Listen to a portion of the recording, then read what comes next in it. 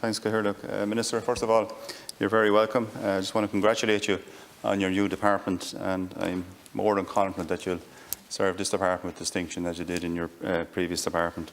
I'd also like to compliment the government for the swift action it took in March in getting payments out to hundreds of thousands of people who lost their jobs, and also concur with the Minister with regard to the work of the staff members who dealt with a huge amount of work through weekends to make sure that them payments were got out.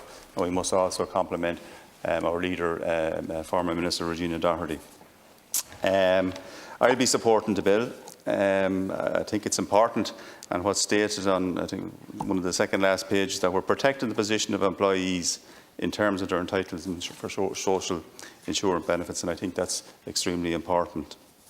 A couple of issues I would like to raise. One, the issue of some people, self-employed people, who've had their payment reduced from $350 down to $200, based on the fact that they're using their 2018 accounts and that the 2019 accounts are not in. I think that seems to be an issue. And is there a proper appeals mechanism for people there to get their payments moved back up?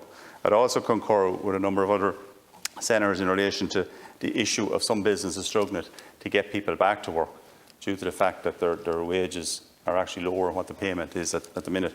And I would ask, is it a case that the Revenue Commissioners are going to contact employers to certify that these workers have been offered work and aren't coming back, and what will happen with their payments going forward? And I'd also like to concur with regard to the issue of payments to people that are in the arts as well, and warmly and support action being taken on that. Just in regard to payments, and I understand for health reasons that a lot of these payments were paid directly into bank account. I think it left us open to a large amount of fraud, with people making multiple applications, and the situation where we have people actually going abroad for a number of months while they're still getting their payment. An Post Network has a contract at present for social welfare payments. These payments weren't made through An Post, but this is decreasing on a weekly basis. And what's happening is actually some department staff are contacting customers and urging them to switch their payments from the post office into the banks. An Post was deemed an essential service in March and stepped up to the mark by keeping its entire network open throughout COVID, unlike a number of other institutions. At this time, there was agreement to move all payments to a bi-weekly. However, this is having a detrimental effect on the company and its contractors, of which I am one myself, with a loss of revenue through bill payments, savings bank transactions. Up to basically 70% of the retail income is affected within the company. And if this continues, we're looking at a large number of closures, hundreds throughout the country in the very near future. With the closure of the banks, the post office is the only financial institution in many towns around the country. It's the heart of the community.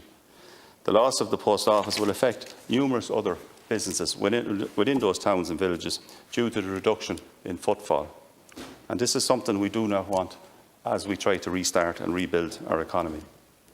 The bi-weekly payment has led to increased numbers accessing services of St Vincent de Paul and other organisations where people were unable to budget on a bi-weekly basis.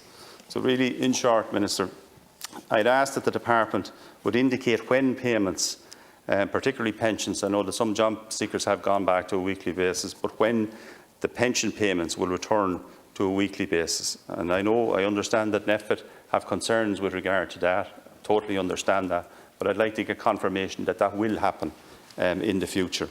And I'd ask also that department officials and staff would desist from using this as an opportunity to pressurise pensioners and sending out forms asking them to move their payments into the banks. The reality is, and what is going to happen in the next 6 to 12 months, is probably the closure of half the entire An Post network. And as I say, that's going to have a detrimental effect in every single town and village in this country. Thank you.